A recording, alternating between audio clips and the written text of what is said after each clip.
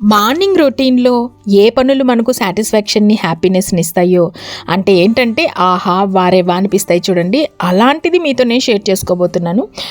అంతకంటే ముందు welcome back to my channel. ఎలా ఉన్నారండి అందరూ? నేనైతే చాలా బాగున్నాను. ఇక వీడియోలోకి వెళ్ళిపోదాం పదండి. అయితే ఫస్ట్ ఆఫ్ ఆల్ మార్నింగ్ నిద్ర త్వరగా లేవటం, ఎస్పెషల్లీ పిల్లలు హస్బెండ్ లేవకముందే లేచినప్పుడు నాకు నిజంగా ఆహా ఎంత ప్రశాంతంగా ఎంత పీస్ఫుల్గా ఉంది అనిపిస్తుంది. ఎందుకో తెలుసా? అప్పుడు నాకంటూ కొంచెం టైం ఉంటుంది, పనులు స్లోగా స్టార్ట్ చేసుకోవచ్చు, నాతో నేను కొద్దిసేపు టైం స్పెండ్ చేసుకోవచ్చు. అదే వాళ్ళతో పాటు లేస్తే డైరెక్ట్గా కిచెన్లోకి వెళ్ళి కుకింగ్ స్టార్ట్ చేయాల్సిందే. ఇప్పుడు వెదర్ చాలా చల్లగా ఉందండి, మంచు కురుస్తూ ఉన్నట్లుంది. సో పెరుగు అయితే బాగా చక్కగా గడ్డలాగా పేరింది. అదే మార్నింగ్ లేసి చూసుకుంటున్నాను. అట్లా గట్టిగా పేరితే భలే అనిపిస్తుందండి. సో ఇంకొక ఆహా అనిపించే విషయం ఏంటంటే మంచిగా అల్లం టీ పెట్టుకోవటం కదా, అదైతే ఇంకా ఆహా వారెవ్వా అనిపిస్తుంది నాకు. తర్వాత వెనక డోర్ అప్పుడు ఓపెన్ చేస్తాను నేను. ఆ గ్రీనరీ చూడండి, కళ్ళకు కలర్ఫుల్గా మంచి వ్యూతో నేచర్తో స్పెండ్ చేయటం నాకు ఒక థెరపీలాగా పనిచేస్తుందండి. మైండ్కి ఒక పాజిటివిటీ ఇస్తుంది, నాకైతే నిజంగా ఒక కామ్నెస్ని ఇస్తుంది. ఇలా పచ్చని చెట్లు చూస్తూ మార్నింగ్లో ఉండే ఒక ఏమంటారు నిశ్శబ్దం, ఒక కామ్నెస్ ఉంటుందండి మార్నింగ్లో. అంటే దాంతోపాటు ఇంకా ఫ్రెష్ గాలి ఉంటుంది. బర్డ్స్ అయితే ఏం సౌండ్స్ చేస్తాయి తెలుసా? వీటితో పాటు గోరువెచ్చని నీళ్లు తాగటం, నీళ్లు తాగిన ఒక 10 నిమిషాలకు మంచి అల్లం చాయ్ తాగటం నాకు నిజంగా అంటే నిజంగా వారెవ్వా అనిపిస్తుంది. సో ఈ లోపల నేను అల్లం టీ పెట్టుకున్నాను కదా, అది మంచిగా కాగిపోయింది. అల్లం టీ అల్లం టీ అని కాదండి, ఏ టీ అయినా కాగే కొద్ది మంచి టేస్ట్ ఉంటుంది. సో ఇంకా వడగట్టుకొని ముందు సైడు మంచిగా గన్నేరు పూలు చెట్టంతా విరగగాసాయండి బాబు, ఎంత బాగున్నాయంటే అసలు ఇంటికి అందం వచ్చేలాగా ఉన్నాయి. ఆ పూలు అంతా బాగున్నాయి అన్నమాట. సో వాటిని చూస్తూ నేచర్ని చల్లటి గాలి పీల్చుకుంటూ కొంచెం అయితే టీ ఎంజాయ్ చేసేస్తానండి నేను. మార్నింగ్ త్వరగా లేస్తే ప్రయోజనాలు అన్నీ ఇన్ని కావండి బాబు. త్వరగా లేస్తే మన రోజు ఎలా గడవాలో మన కంట్రోల్లో ఉంటుంది కదా, లేదనుకో దాని కంట్రోల్లో మనం ఉంటాం కదా. సో అందుకని మ్యాక్సిమం కొంచెం త్వరగా లేసేస్తే మనకు పనులన్నీ చకచక అయిపోతాయి. చూడండి చెట్టంతా పూలే. నాకు ఈ పూలు చాలండి, దేవుడికి మంచిగా దీపం పెట్టుకునేటప్పుడు ఈ పూలు పెట్టుకున్నామంటే చాలండి, వారెవ్వా అనిపిస్తుంది. ఇక ఇదంతా అయిన తర్వాత స్నానం అయిపోతే రెడీ ఫర్ ది డే ఆహా అనిపిస్తుంది మనకు. ఇంకా పూజ రూమ్ క్లీన్ చేసుకుంటున్నా. 1 మంత్ అయిపోతుందండి, కార్తీక మాసం కూడా పోయింది కదా. కార్తీక మాసం స్టార్టింగ్లో నేను మొత్తం క్లీన్ చేసుకున్నాను. సో ఇంకా 1 మంత్ అయిపోయింది కదా అన్నట్లు ఇంకా డస్ట్ ఉంటే అసలు దీపం కూడా పెట్టకబుద్ధి కాదు. రోజు తుడుచుకుంటానండి పైన, బట్ డీప్ క్లీనింగ్ చేసుకుందాము 1 మంత్ అయిపోయింది కదా అని నీట్గా క్లీన్ చేసుకున్నానండి. ఇలా క్లీన్ చేసుకుంటే కూడా నాకు ఆ రోజు ఆహా వారెవ్వా అనిపిస్తుంది. అంటే ఒక శుభ్రం అయిన తర్వాత ఇల్లు కానీ పూజ రూమ్ కానీ మన మనసు కూడా ప్రశాంతంగా ఉంటుంది. అది నాకు అట్లా అనిపిస్తుంది అనమాట. సో అదంతా కొంచెం క్లీన్ చేసుకొని దేవుడి పటాలకన్నిటికీ బొట్లు పెట్టేసుకొని మంచిగా దీపం అనేది ఇంకా చెప్పాల్సిన అవసరం లేదండి. ఇంకా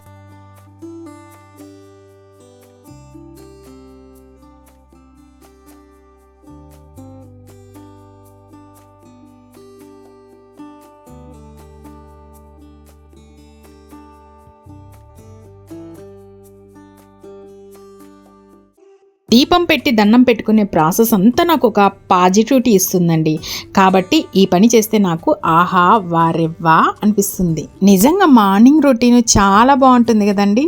తర్వాత కొంచెం ధూపం పెట్టేశాను. ఇక ఇంట్లో కొంచెం పూలు ఉన్నాయి, చామంతి పూలు అంతా పెట్టేసుకుంటూ పోతున్నాను. ఈ ప్రాసెస్ కూడా నాకు వారెవ్వా అనిపిస్తుందండి మైండ్కి. ఇక బెడ్రూమ్స్లలో ఫ్రెష్ ఎయిర్ కోసం విండోస్ని ఓపెన్ చేయటం, లైటింగ్స్ని లోపలికి రానివ్వటం, ఇది కూడా నాకు నిజంగా ఆహా వారెవ్వా అనిపిస్తుందండి. మార్నింగ్ వచ్చే ఆ వెలుతురు, ఆ లైట్గా పడే ఎండ, ఆ రోజు ఎండేం లేదులేండి, బట్ మా అద్దాలు చూడండి మొత్తం అద్దమంతా మంచుతో నిండిపోయిండాయి. సో ఈ ప్రాసెస్ కూడా నాకు భలే అనిపిస్తుంది. మీకు కూడా ఇలా అనిపిస్తుందా? సో దీని తర్వాత వచ్చేసి ఇంకా బట్టలన్నీ మిషన్కి వేసేస్తున్నాను. అవన్నీ ఆరేస్తామనుకున్నా, బట్ ఆరేస్తామనే లోపలే వాన అయితే మామూలుగా పడట్లేదండి. బట్టలు ఆరేస్తామని పోతే ఫుల్ వాన పడుతూ ఉంది. అబ్బో,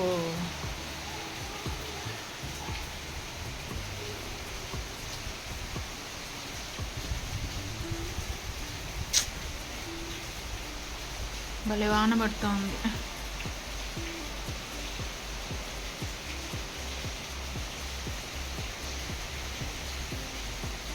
ఎంత బాగుంది, ఇంతసేపు గాలి వస్తూ ఉన్నింది, బట్టలన్నీ ఆడతాయి అనుకున్నా. 2 బకెట్లకు బట్టలు ఉన్నాయి. ఇలాంటప్పుడే అబ్బా అనిపిస్తుంది, ఆహా అనిపించే లోపలే అబ్బా అనిపిస్తుంది. సో ఏం చేయలేం. సో ఇంకా వాన తగ్గేది ఎప్పటికో ఏమో. ఇంక ఈ లోపల నేను టిఫిన్కి కూడా చేసేస్తామని చెప్పి సేమియా ఉప్మా చేస్తామనుకుంటున్నా. సేమియా ఉప్మా చేసేసాను. చాలా సింపుల్గా అయిపోతుంది, చాలా టేస్టీగా ఉంటుందండి. వన్ ఆఫ్ ది టేస్టీ టిఫిన్లలో సేమియా ఉప్మా కూడా చాలా అంటే చాలా బాగుంటుంది. ఇంకా దీంట్లో మనం రకరకాల వెజిటబుల్స్ కూడా వేసుకోవచ్చు. కానీ నేను చాలా అంటే చాలా ఈజీ ప్రాసెస్లో మినిమలైజ్డ్గా చేశాను అనమాట. టేస్ట్ కూడా చాలా బాగుంది.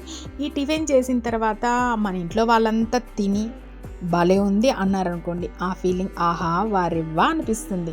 ఒక్కో రోజు సిచ్యువేషన్స్ని బట్టి, ప్రయారిటీస్ని బట్టి అన్ని ఆహాలు వారే వాళ్ళు ఎక్స్పీరియన్స్ చేయటం కుదరదు కదా. ఎన్ని ఆహాలు వారే వాళ్ళు అనిపిస్తే అంత హ్యాపీగా ఆ రోజంతా గడుస్తుంది. ఇప్పుడు చూడండి, బట్టలు ఆరాలనుకున్నాను బట్ వర్షం పడుతుంది. సో అలాంటప్పుడు బాగా అనిపిస్తుంది, అది బాగుండదు అనమాట. అలాంటివి ఎన్నో ఎక్స్పీరియన్స్ చేస్తూ ఉంటాం.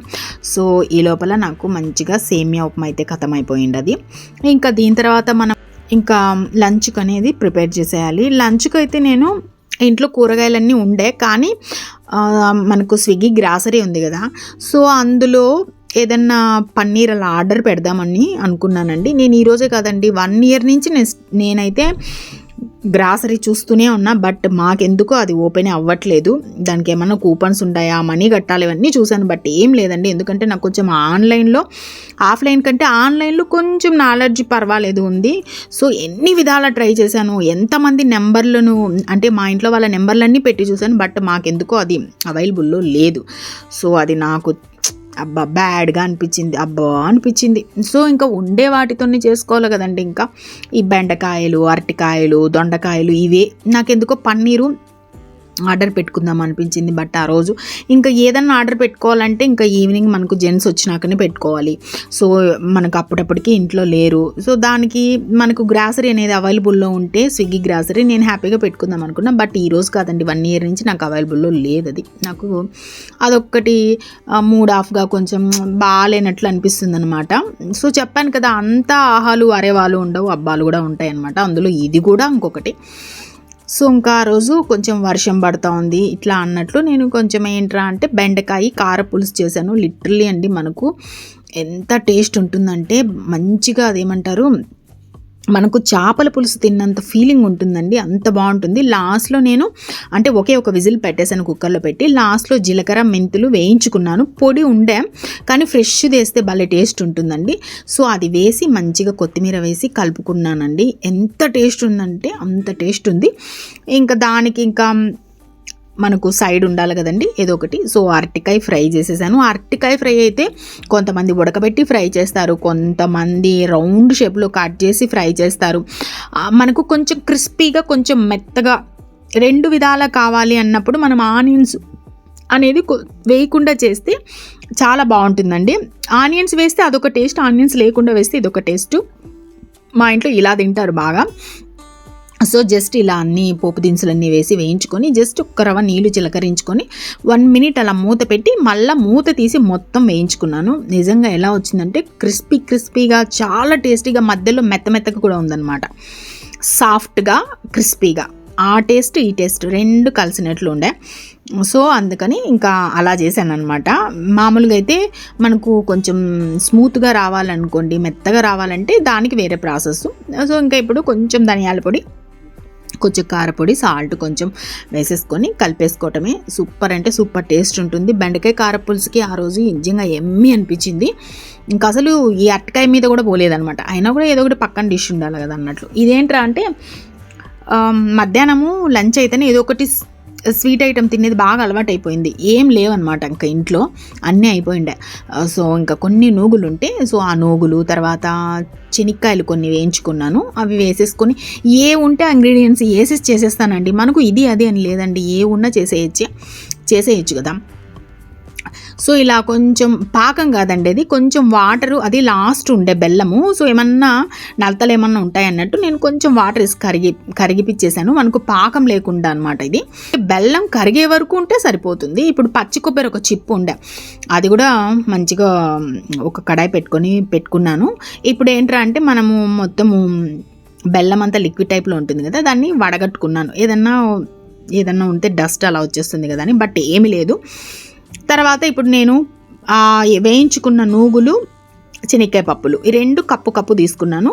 అవి కూడా బాగా మిక్సీ పట్టుకొని అవి కూడా ఇందులో వేసుకొని ఇంకా దాన్ని బాగా ఒక 10 నిమిషాల వరకు మంచిగా వేయించుకుంటూనే ఉండాలండి.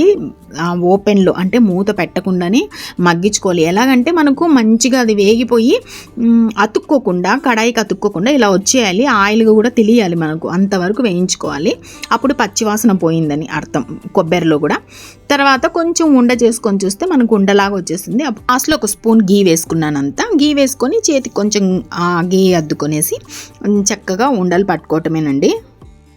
ఇలా వంట చేయడాలు, తర్వాత స్నాక్స్ చేయడాలు కొంతమందికి హ్యాపీనెస్ని ఇస్తాయి. ఇంకొంతమందికి కిచెన్ అంటే ఒక ప్రెషర్ కుక్కర్ లాగా అనిపిస్తుందండి. వంట అంటే ఒక పెద్ద బోరింగ్ పని. ఎంజాయ్ చేసినా చేయకపోయినా, ఆ తర్వాత మనకు చేయాలనిపించినా అనిపించకపోయినా ప్రతిరోజు తప్పకుండా చేయాల్సిన రొటీన్ పని కదా. నాకు వంట పని అంటే అబ్బా అనిపించేది ఒకప్పుడు, బట్ ఈ విషయంలో నేను చాలా ఇంప్రూవ్ అయ్యాను. ఇప్పుడు నాకు ఆహా అనిపిస్తుంది. ఎందుకు తెలుసా, కొంచెం ఇంట్రెస్ట్గా, కొంచెం ఈజీగా హ్యాండిల్ చేయగలుగుతున్నాను. వంట చేయడం అనేది నాకు పర్సనల్గా ఫేవరెట్ టైం కాదు, బట్ చేస్తున్నంత వరకు హ్యాపీనెస్గా, స్ట్రెస్ లేకుండా చేసుకోగలుగుతున్నాను. అది చాలు కదండి, ఇంకా మనకు ఇంప్రూవ్ అంటే ఇంకా అదే అనమాట, కొంచెం టేస్టీగా. సో ఇది అండి ఈరోజు వీడియో. అయితే మీకు నచ్చితే like, share, comment and subscribe. Next వీడియోతో మళ్ళీ కలుస్తాను. అంతవరకు బాయ్ బాయ్.